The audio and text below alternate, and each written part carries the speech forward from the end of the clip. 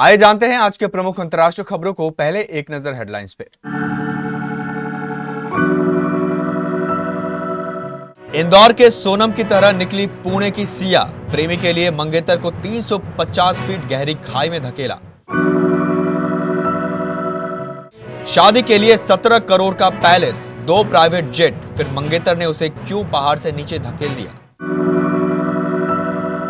शादी से पहले उठी अर्थी, लखनऊ अग्निकांड में नीलेश अनामिका की प्रेम कहानी का खौफनाक अंत। केंद्र मंत्री जॉर्ज कुरियन का इस्तीफा, 21 जून को राज्यसभा कार्यकाल खत्म हुआ था। ट्रंप की धमकी से ईरान नाराज, अमेरिका से बातचीत रोकी, कहा दबाव में बात नहीं करेंगे। भारत नहीं, चीन के दौरे पर पहुंचे बांग्लादेश के PM Tariq Rahman, red carpet स्वागत। प्रतिबंध के बावजूद अवामी लीग का शक्ति प्रदर्शन, स्थापना दिवस पर निकाला जुलूस। रुपया 11 पैसे टूटकर 94.74 प्रति डॉलर पर। हॉरर की दुनिया में लौट रहे हैं इमरान हाशमी, आवारापन 2 के बाद रूह कपाने वाली फिल्म का किया ऐलान। टीम इंडिया में इस धुरंधर की एंट्री, आयरलैंड इंग्लैंड टूर पर काटेगा गदर।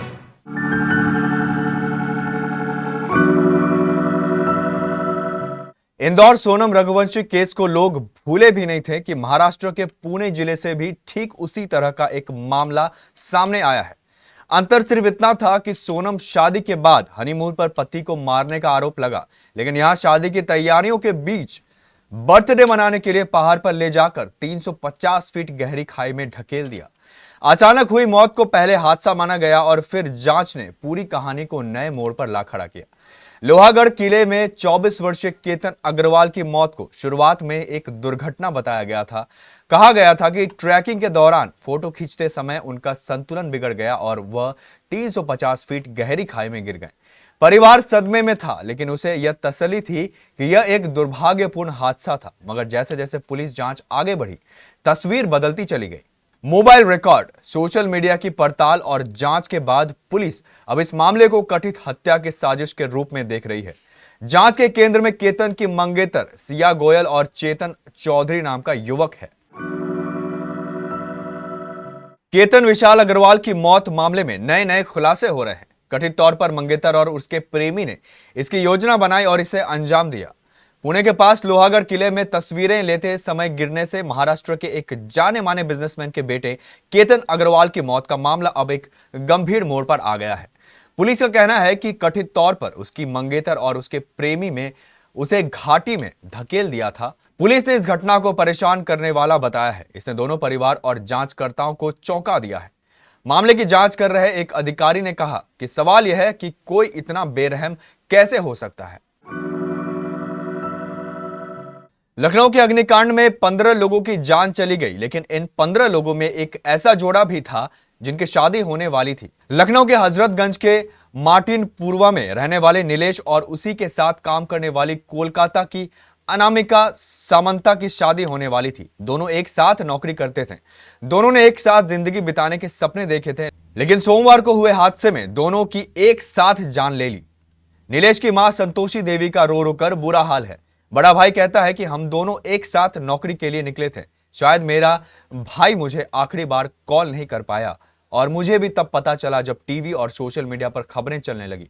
नीलेश की छोटी बहन रोते हुए कहती कि भाई ने मम्मी पापा का यह स्केच बनाया था। वो आर्टिस्ट था, दिन भर काम करता, रात में जिम करता था। सपना था बच्चों के लिए एनिमेशन के नए कैरेक्टर बनाना और इसी में नौकरी कर रहा था। लेकिन अब वह भाई कभी लौटकर नहीं आएगा। पूरे परिवार पर अब दुखों का पहाड़ टूट पड़ा है, क्योंकि बेटा तो इस दुनिया से चला गया। नीलेश के साथ काम करने वाली उसकी प्रेमिका, मंगेतर होने वाली पत्नी, कोलकाता की रहने वाली अनामिका की भी मौत हो गई। केंद्रीय राज्य मंत्री जॉर्ज कुरियन ने मंत्रिपरिषद से इस्तीफा दे दिया है। राष्ट्रपति भवन ने मंगलवार को कुरियन के इस्तीफा की जानकारी दी। प्रेस रिलीज में बताया कि राष्ट्रपति द्रौपदी मुर्मू ने पीएम नरेंद्र मोदी की सलाह पर उनका इस्तीफा स्वीकार किया है। हालांकि इस्तीफे की वजह नहीं बताई गई है। 65 साल के कुरियन मोदी सरकार के तीसरे कार्यकाल में अल्पसंख्यक कार्य मंत्रालय और मत्स्य पालन पशुपालन एवं डेयरी मंत्रालय में राज्य मंत्री के पद पर थे। वे अगस्त 2024 से मध्य प्रदेश से राज्यसभा सांसद थे। बतौर राज्यसभा सांसद 21 जून को ही उनका कार्यकाल खत्म हुआ था। भाजपा ने उन्हें फिर से उम्मीदवार नहीं बनाया था। कुरियन केरल में भाजपा के सीनियर नेताओं में एक है। माना जा रहा है कि हाल ही में केरल विधानसभा चुनाव में पार्टी के उम्मीद के मुताबिक प्रदर्शन न करने की वजह से उन्हें फिर से मौका नहीं मिला। स्विट्जरलैंड में 21 जून को ईरान और अमेरिका के बीच हुई बातचीत ट्रंप की धमकी की वजह से खत्म हो गई। ईरानी वक्ताकार मोहम्मद बाघेर गलीबाफ ने कहा, करीब 80 मिनट की बातचीत के बाद मुझे पता चला कि ट्रंप ने हमारे राष्ट्रपति, हमारी वार्ता टीम और हमारे इलाके को लेकर धमकी भरे बयान दिए हैं। गालिबाफ ने कहा कि इसके बाद ईरानी डेलीगेशंस ने बैठक खत्म कर दी और वहां से चला गया। उन्होंने बताया कि बाद में अमेरिकी पक्ष ने मध्यस्थों के जरिए एक और बैठक करने की इच्छा जताई, लेकिन ईरान ने इसे स्वीकार नहीं किया। ईरानी टीम ने अमेरिकी उपराष्ट्रपति जेडी वेंस के साथ हाथ मिलाने और संयुक्त फोटो सत्र में शामिल होने से इनकार कर दिया। इसे लेकर जब अमेरिकी उपराष्ट्रपति जेडी वेंस से पत्रकारों ने सवाल किया तो उन्होंने कहा, लोग सोचते हैं कि केवल नेतन्याहू ही बातचीत को नुकसान पहुंचा सकते हैं, लेकिन कई बार ट्रंप के अचानक और सख्त बयानों से भी तनाव पैदा हो जाता है। चीन में बांग्लादेश के प्रधानमंत्री तारिक रहमान का रेड कारपेट बिछाकर स्वागत किया गया है। बीजिंग इस गर्मजोशी से भरे स्वागत के जरिए बांग्लादेश को दोस्ती का संदेश देना चाहता है, जिससे भारत की भविष्य में टेंशन बढ़ सकती है। फरवरी में पद संभालने के बाद तारिक रहमान की पहली आधिकारिक विदेशी दौरा कर दूसरा चरण है। रहमान मलेशिया से चीन पहुंचे हैं, जहां उन्होंने 2 दिन की आधिकारिक यात्रा पूरी की। इस यात्रा के दौरान उन्होंने मलेशिया के प्रधानमंत्री अनवर इब्राहिम से बातचीत की और एक समझौता ज्ञापन और सहयोग से जुड़े 2 अन्य दस्तावेजों पर हस्ताक्षर किए। माना जा रहा है कि इस यात्रा से ढाका और बीजिंग के बीच आर्थिक, राजनीतिक और रणनीतिक सहयोग और मजबूत होगा और इस दौरान कई द्विपक्षीय समझौते पर हस्ताक्षर किए जा सकते हैं। डालियन झोसुइजी इंटरनेशनल एयरपोर्ट पहुंचने पर बांग्लादेश के प्रधानमंत्री और उनकी पत्नी का स्वागत चीन और बांग्लादेश के वरिष्ठ अधिकारियों ने किया। इनमें लियाओनिंग प्रांत के vice governor Wei Ying, Bangladesh में चीन के राजदूत याओ वेन और चीन में बांग्लादेश के राजदूत मोहम्मद नजमुल इस्लाम शामिल थे। बांग्लादेश में प्रतिबंधित अवामी लीग ने अपने 77वें स्थापना दिवस पर शक्ति प्रदर्शन करने की कोशिश की, जिसके बाद देश के कई हिस्सों में तनाव की स्थिति बन गई। पूर्व प्रधानमंत्री शेख हसीना की पार्टी पर लगे प्रतिबंध के बावजूद कार्यकर्ताओं ने सड़कों पर उतरकर जुलूस निकाले और नारेबाजी की। इसके बाद पुलिस ने राजधानी ढाका समेत विभिन्न इलाकों से दर्जनों कार्यकर्ताओं को गिरफ्तार कर लिया। प्रशासन ने दावा किया है कि उसके प्रतिबंध का उल्लंघन करने की कोशिशों को नाकाम कर दिया है। 23 जून 1949 को स्थापित अवामी लीग बांग्लादेश की सबसे पुरानी राजनीतिक पार्टी मानी जाती है। इसी पार्टी ने 1971 के मुक्ति संग्राम का नेतृत्व किया था। हालांकि अगस्त 2024 में शेख हसीना सरकार के पतन के बाद मोहम्मद यूनुस के नेतृत्व वाली अंतरिम सरकार ने पार्टी को भंग कर दिया था। बाद में प्रधानमंत्री तारिक रहमान के नेतृत्व वाली सरकार और सांसद ने भी इस फैसले का समर्थन किया। ऐसे में स्थापना दिवस के मौके पर पार्टी के सड़क पर उतरने की कोशिश ने राजनीतिक तनाव को और बढ़ा दिया है। रुपया मंगलवार को 11 पैसे कमजोर होकर अमेरिकी डॉलर के मुकाबले 94.74 पर रहा। डॉलर के मजबूत होने और घरेलू बाजार के कमजोर रहने से रुपये पर दबाव है। हालांकि वैश्विक कच्चे तेल की कीमतों में नरमी रही, जिससे रुपए की गिरावट सीमित रही।